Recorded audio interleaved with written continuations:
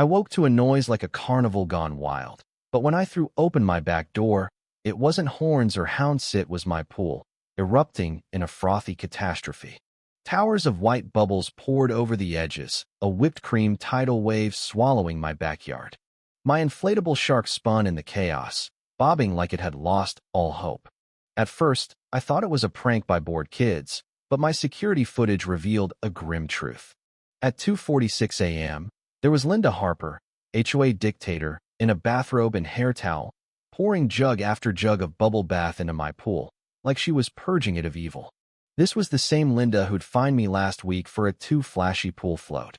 Now she'd turned my yard into a soap opera scene. I sat on the deck, coffee cooling, watching the foam cascade with a grudge. Was this some HOA ceremony I'd skipped? No, this was war.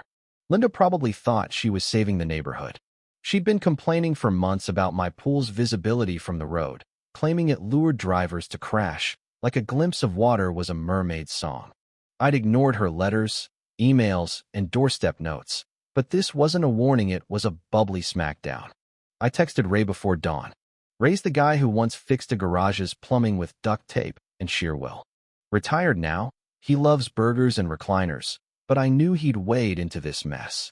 He showed up with a thermos and a skeptical eyebrow. We stared at the bubbling disaster, foam creeping into my lilies. My dog, Scout, was lost in the suds, sneezing like he'd inhaled a shampoo bottle. Ray sipped his coffee. She's gonna regret waking the plumber in me. We replayed the footage.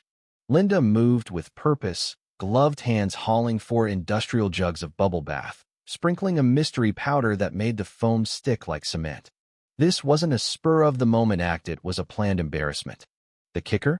Her latest HOA newsletter, left on my porch, featured a photo of her beside a future most beautiful lawn sign. She'd just reseeded her yard with HOA funds for community enhancement, while my wind chimes were labeled too whimsical. Hypocrisy didn't begin to describe it. Her new lawn sat downhill, right in the path of my pool's old drainage bypass, installed 15 years ago for flood control. I'd never used it, but the pipe ran straight to her precious grass. I turned to Ray. Remember that bypass you said would come in handy? He grinned. Time to make it hum. We didn't scheme like villains. We planned like we were fixing a faucet, calm, precise. Ray would handle the pipes. I ordered gallons of eco-friendly foam concentrate, the kind used at music festivals. If Linda wanted bubbles, I'd deliver a froth Armageddon. That evening, she strolled by, smirking like a champion. Scout barked, damp and lilac-scented. I waved not out of kindness, but because I knew her lawn was toast. The next morning, the foam had faded, leaving a floral stench and a choking pool filter. My marigolds were flattened, my shed coated in froth, but anger gave way to excitement. Ray arrived with a toolbox and blueprints, tracing the bypass from my pool to Linda's yard. The pipe was perfect, a forgotten gem. We'll have bubbles in her roses by Saturday, Ray said.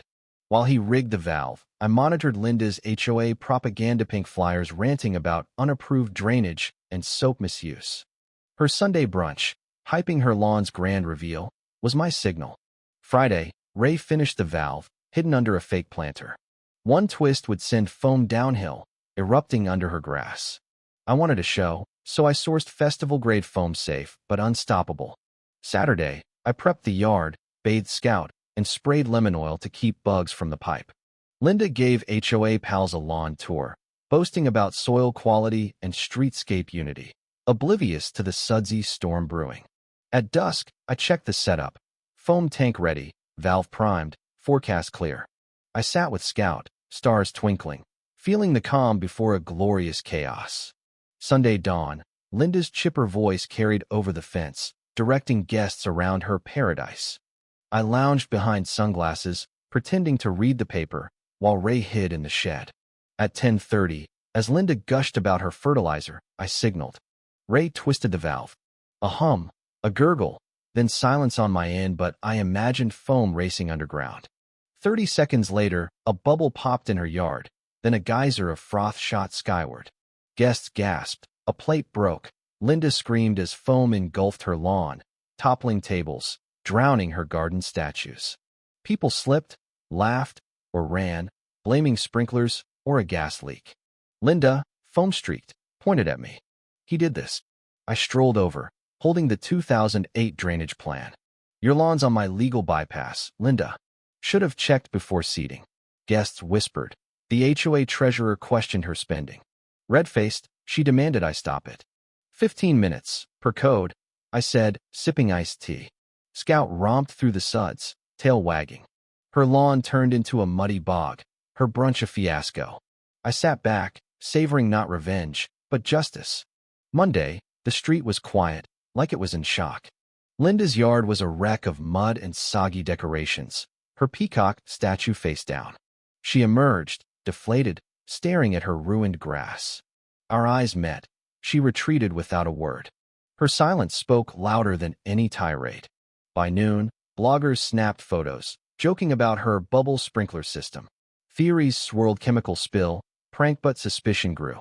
HOA board member Karen asked about the foam source. I showed her the bypass and Linda's pool sabotage footage. She left speechless. That evening, Ray called. Drone footage of the foam flood had gone viral, captioned, HOA brunch sinks and suds. I watched it, marveling at the bubble's slow takeover. A sheriff's cruiser rolled up. Deputy Carter, notepad in hand, investigated an HOA complaint. I showed the blueprints and permits. He grinned. Looks like soapy justice. Your plumbing's a work of art. He admitted Linda's weekly gripesgate colors. Mailbox shapes were notorious. This was the first time someone turned pipes into poetry. Tuesday, Linda's son, Ethan, approached with an envelope of receipts and emails. HOA funds spent on mulch, statues, even a fake community brunch. Mom blamed you, but this isn't fair, he said. I sent the files anonymously to the board. By noon, an emergency meeting was set. Linda tried to cancel it, citing distress, but failed. At the clubhouse, she rambled about her dedication, but Karen read the receipts aloud. Neighbors shared ignored complaints. The treasurer moved to remove her, pending an audit. The vote was unanimous. Linda sat, shaking, her reign done. I walked home under a pink sky, Scout bounding ahead. Linda stood in her yard, shovel in hand, looking lost. I didn't wave, just let the quiet settle.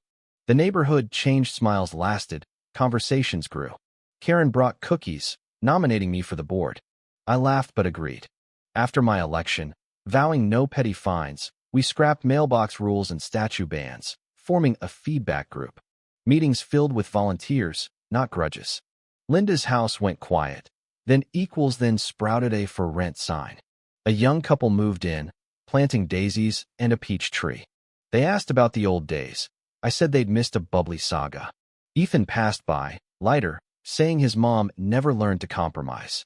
I told him he'd done right. We held a movie night popcorn, glow sticks, no tension. Neighbors stayed, unafraid of fines. An old woman decided not to sell. A kid biked freely. Scout became the park's mascot, his photo on the bulletin board. At meetings, we added a community garden and cleanup days. Someone joked about a foam fountain. Laughter roared. Linda's yard sprouted green, tended by renters. One evening, I saw her car. She stepped out, no clipboard, and stared at her old porch before driving off. Maybe she sought closure, maybe regret. I didn't care. By the pool, I grilled with Ray, Scout napping nearby. The new yard bloomed vividly. At the next meeting, we planned barbecues, not penalties. The foam was a legend, but the real victory was this: a community reborn, not through suds, but through standing together. Peace, hard won, shone brighter than any bubble ever could.